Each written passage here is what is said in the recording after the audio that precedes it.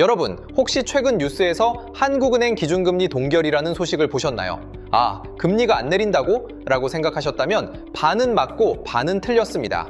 왜냐하면 진짜 중요한 건 금리를 동결했다는 게 아니라 추가 인하라는 문구를 삭제했다는 사실이거든요. 이는 앞으로 금리가 더 내려갈 가능성이 낮아졌다는 신호입니다. 그리고 이게 여러분의 통장에 직결됩니다. 지금 대출을 받으신 분들이라면 고정금리와 변동금리 중 하나를 선택해야 하는데 이 선택이 향후 3년간 연 50만 원에서 무려 500만 원의 이자 차이를 만들 수 있습니다. 2월 28일 금리 결정 회의까지 이제 7일밖에 남지 않았습니다.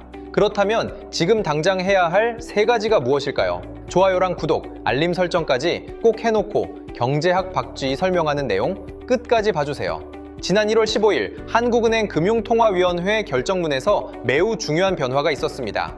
바로 기준금리 인하라는 문구가 1년 6개월 만에 처음으로 삭제된 것입니다. 왜 한은은 이런 결정을 내렸을까요? 쉽게 말씀드리자면 집에 불이 나면 TV를 새로 사는 것을 나중에 미루잖아요. 지금 한국은행도 바로 그 상황입니다. 금융시장에 불이 났다고 보는 거죠. 따라서 경기 부양을 위한 금리 인하는 나중에 고려하겠다는 신호인 겁니다. 현재 한은이 직면한 금융 안정 위협 요인은 3가지입니다. 첫 번째는 원달러 환율 급등입니다. 최근 1년 사이 환율이 1,400원대까지 치솟았는데 이는 기업들의 수입 비용을 크게 올립니다. 둘째는 부동산 가격 상승입니다.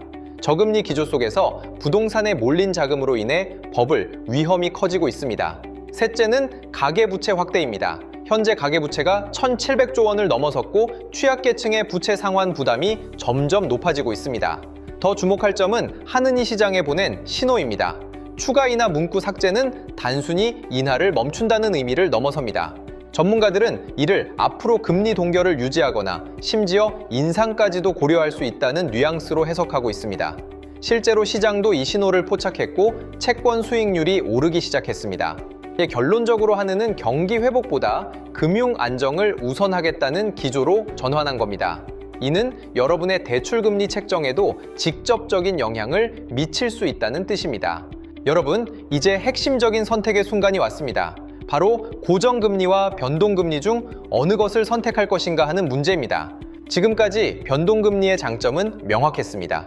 금리가 인하되면 이자 부담이 줄어든다는 것이었거든요.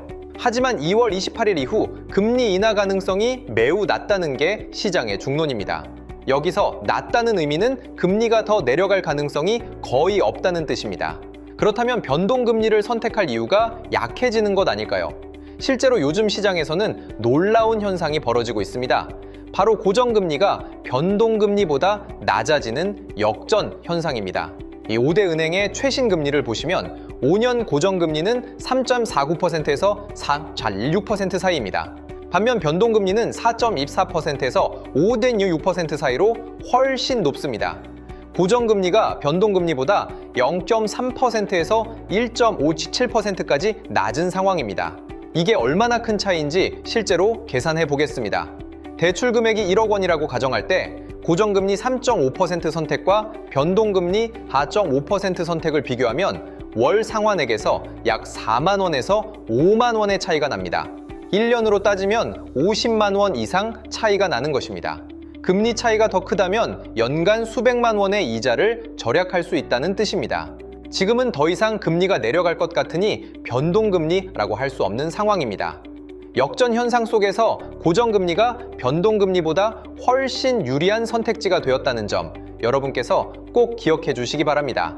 여러분, 같은 금리 인상이라도 사람마다 영향이 다르다는 거 아세요? 한국은행에 흥미로운 연구 결과가 있습니다. 소득과 자산이 많은 고소득층은 변동금리 대출을 선택하는 반면 경제적 여력이 적은 가구는 고정금리를 선택한다는 겁니다. 왜 이런 차이가 생길까요? 바로 리스크 감수 능력의 차이 때문입니다. 부자들은 금리가 올라도 충분한 현금 흐름이 있어서 감당할 수 있습니다. 하지만 중산층은 월급이 정해져 있기 때문에 금리 인상의 부담이 곧 생활비 압박으로 이어지는 거죠. 그렇다면 여러분은 어느 쪽에 가까울까요?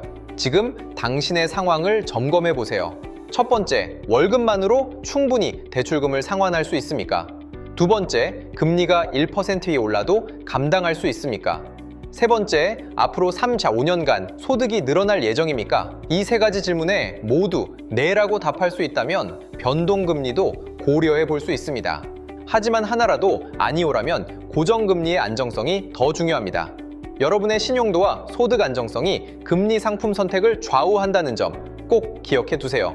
여러분, 지금부터 말씀드릴 내용이 정말 중요합니다. 2026년부터 고정금리 주택담보대출의 중도상환 수수료가 기존 1.4%에서 0.578,074%로 대폭 인하되었습니다. 이것이 무엇을 의미하는지 아세요? 바로 새로운 대출 전략이 가능해졌다는 뜻입니다. 기존에는 중도상환 수수료가 높아서 고정금리에서 변동금리로 갈아타기가 어려웠습니다. 하지만 이제는 달라졌습니다. 중도상환 수수료가 낮아지면서 금리 변화에 대응하는 유연성이 생겼다는 뜻입니다. 자, 구체적인 시뮬레이션을 보여드리겠습니다. 2억 원을 현재 4.0% 고정금리로 대출받았다고 가정해보세요. 만약 3개월 후 금리가 3.5%로 내려간다면 어떻게 될까요? 중도상환 수수료는 약 200만 원 정도 들게 됩니다. 많아 보이지만 잠깐만요. 금리 차이가 0.5%라면 6개월간의 이자 차액으로 충분히 회수 가능합니다. 실제로 계산해보면 한두 달이면 수수료를 뽑아낼 수 있다는 뜻입니다. 이것이 중도상환 수수료 인하의 실질적인 의미입니다. 따라서 새로운 전략을 제시합니다. 첫째, 지금은 고정금리로 안정성을 확보하세요. 둘째, 금리 변동을 지속적으로 모니터링하세요. 언제 갈아탈 기회가 올지 준비하는 것입니다. 갈아타기의 최적 타이밍은 언제일까요? 금리 인하폭이 0.5%포인트 이상일 때입니다. 이 정도면 수수료를 충분히 상쇄할 수 있습니다. 그리고 가능하면 3년 이내에 갈아타는 것이 좋습니다. 그러면 수수료를 최소화할 수 있기 때문입니다. 중도상환 수수료 인하는 정책 변화이지만 이를 활용하는 것은 여러분의 금융 전략입니다.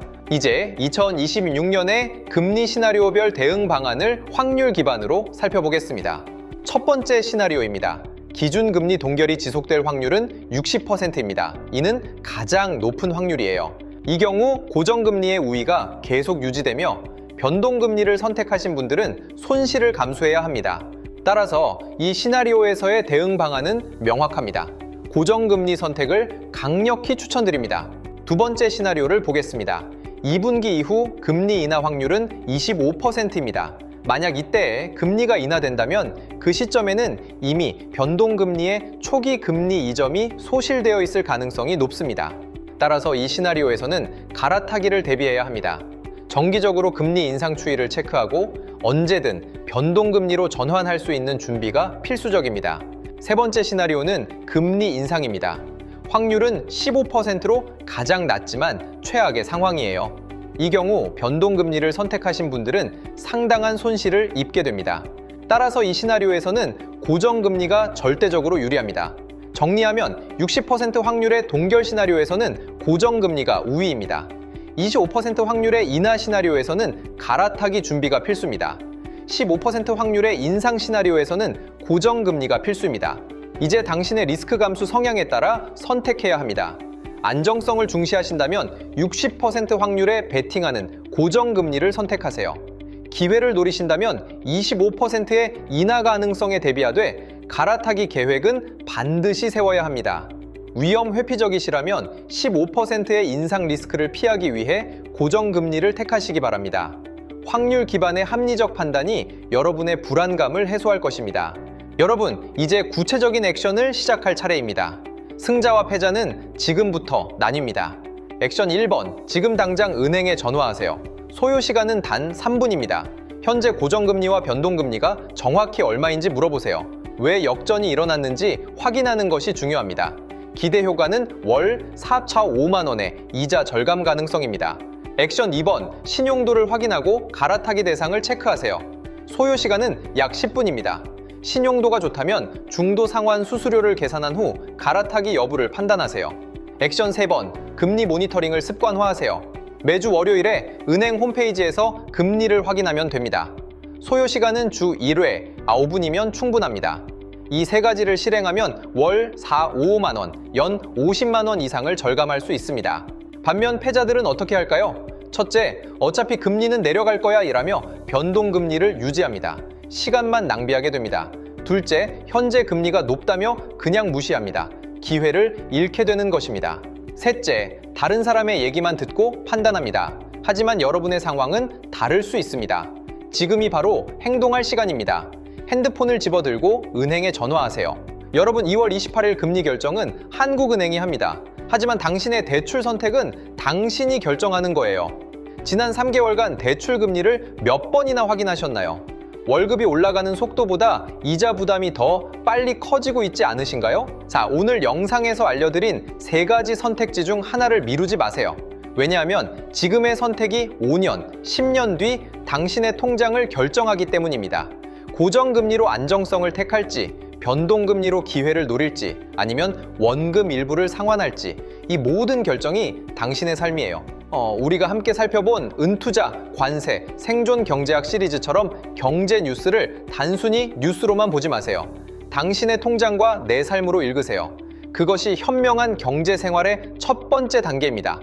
당신의 선택을 응원합니다. 오늘 영상이 도움이 됐다면 좋아요, 구독, 알림 설정 꼭 해주고 경제학 박쥐 계속 지켜봐 주세요.